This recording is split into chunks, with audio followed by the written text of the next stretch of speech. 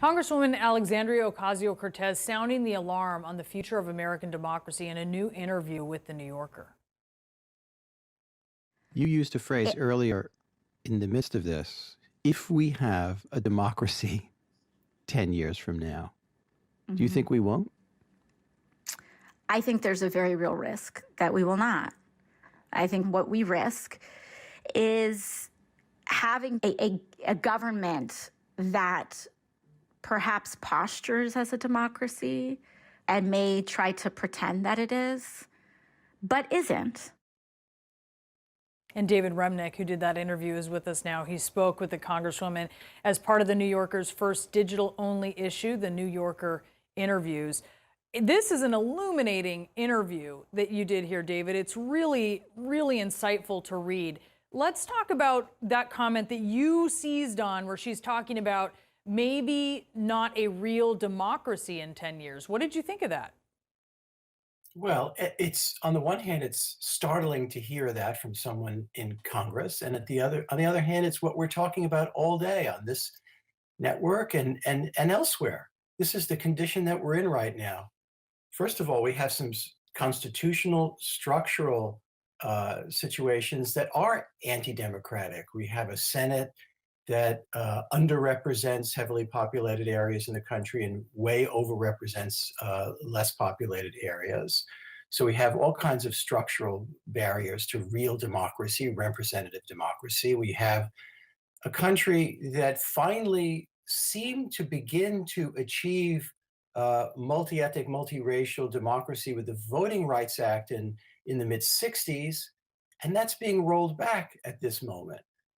Elections are in question. People don't believe, half the country, or some large part of the country, chooses to believe Donald Trump's notion about cheating in elections when cheating never took place. And so there's that kind of rebellion happening. Look, you see this all over the world. Anti-democratic, illiberal trends, both structurally and ideologically, taking place. And the United States is not immune, far from it. We're no longer can consider ourselves the oldest continuous democracy according to some outside institutions of real value and real insight. So she's not alone in saying this. Yeah, that's a quick timeline, though. She's putting a timeline on it of 10 years. And there's another part in the interview where you say to her, and pardon my French on this, that looking at Congress from the outside, it looks like a shit show. And she agrees with you that it is, and that it looks that way from the inside too. What did you make of that? Well, she's in discussions inside the caucus, but you don't have to be inside to see the shit show that she's talking about. I mean, when you have an institution, when Marjorie Taylor Greene or people like that are becoming a normal fact of daily legislative life, when you have even much more powerful people in Congress insisting on believing and repeating the lies that the former president comes out with every day, that looks exactly like what Ocasio-Cortez is describing. There's also real frustrations that she's facing as somebody who's on the left wing of the Democratic Party. We're now seeing really the major part of the progressive agenda disappearing from view.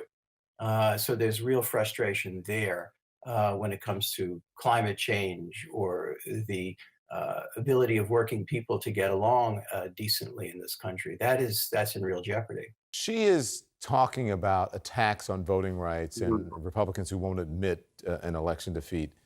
What do you think of that? Do you share her concerns?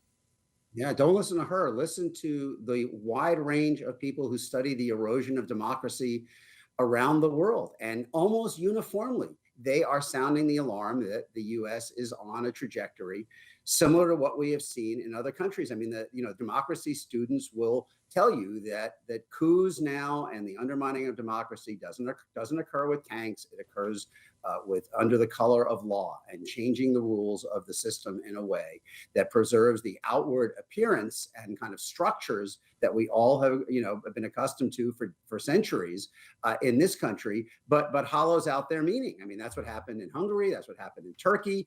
That's what, in Venezuela, other countries where the ruling party changed the rules in a way that made it very hard for them ever to be removed from power. We are not there yet, but certainly between what we are seeing and the laws making it harder to vote, the threats to the administration and the counting of ballots that are accumulating, the adherents of the big lie who are running for election office, these are real risks, and it's not just AOC who is making that case. It is a lot of people who study. It's the former president, Barack Obama, said something very similar as well.